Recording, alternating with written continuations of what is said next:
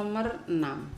3 suku berikutnya dari pola bilangan 6, 6, 12, 18, 30, 48, titik adalah pilihannya yang A 6, 6, 12, B 30, 18, 12, C 78, 126, 126, D 78, 126, 204. Kalau kita amati pada soal nomor 6 ini merupakan pola bilangan Fibonacci. Nih, kuncinya di sini nih ya. Jadi suku ketiga ini ya, jadi 12 ini asalnya dari jumlah 2 suku sebelumnya nih ya. Jadi bilangan Fibonacci adalah suatu pola bilangan di mana suku ketiganya ini merupakan jumlah dari 2 suku sebelumnya ya. Begitupun untuk suku keempat 18 ini adalah berasal dari 6 ditambah 12. 30 asalnya dari 18 ditambah 12. 48 asalnya 30 ditambah 18. Demikian seterusnya ya. Sehingga untuk menentukan suku yang ke-7 ya, suku ke-7 ini asalnya dari jumlah dari suku ke-6 dan suku ke-5 ya, begitu seterusnya. Sehingga bisa kita tuliskan untuk soal yang nomor 6 ini pola bilangannya kan 6, 6, 12, 18, 30, 48. Nah, kalian disuruh menentukan 3 suku berikutnya nih, suku yang ke-7, ke-8 dan ke-9.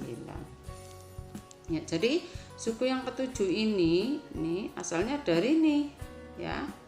30 ditambah 48 berarti 78 ya. Kemudian suku yang ke 8 ini kan suku yang ke-7, ini berarti suku ke-8 berarti asalnya dari 48 ditambah 78 ketemunya 126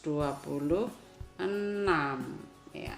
Kemudian suku yang ke-9 ini asalnya dari 126 ditambah 78 sehingga ketemunya adalah 204 ya. Jadi 3 suku berikutnya ini 78, 126 dan 204 sehingga jawaban yang benar adalah D. Soal nomor 7. Nilai satuan dari bilangan 3 pangkat 256 adalah titik. A 1, B 3, C 7, D 9 ya. 3 pangkat 1 ya. Jadi 3 pangkat 1 ketemunya adalah 3. 3 pangkat 2 adalah 9. 3 pangkat 3 adalah 27. 3 pangkat 4 adalah 81 ya. Kemudian 3 pangkat 5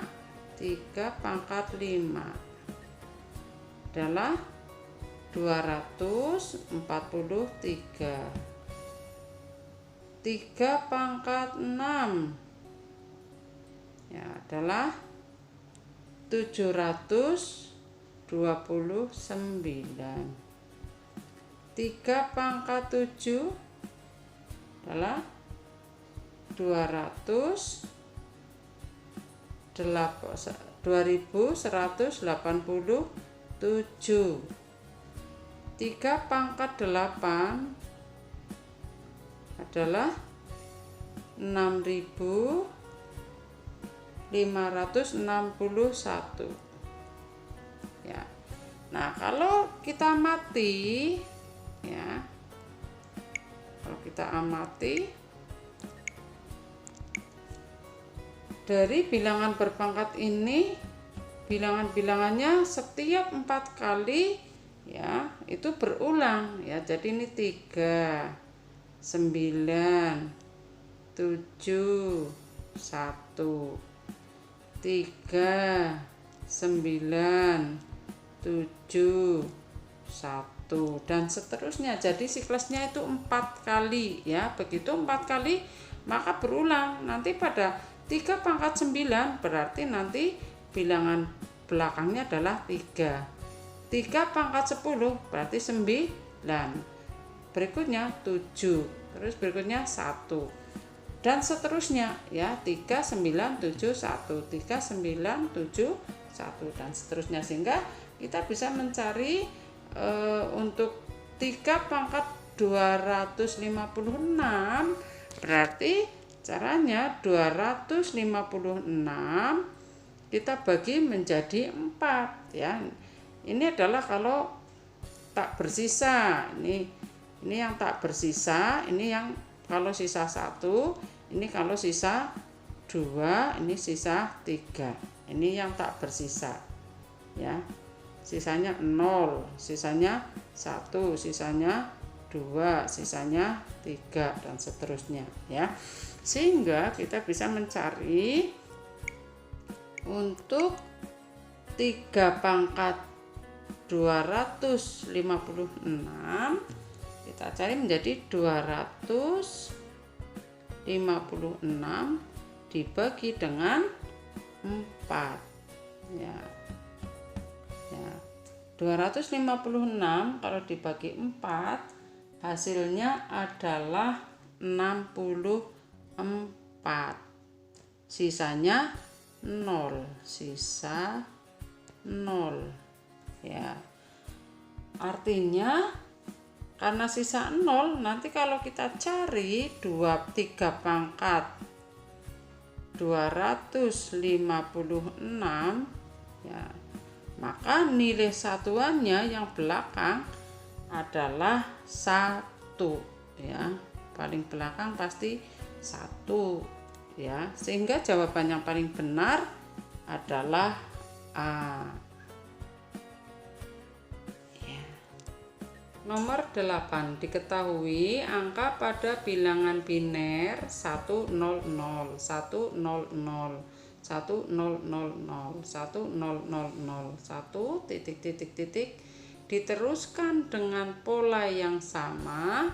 Banyaknya angka 1 sampai dengan bilangan yang ke-53 adalah titik.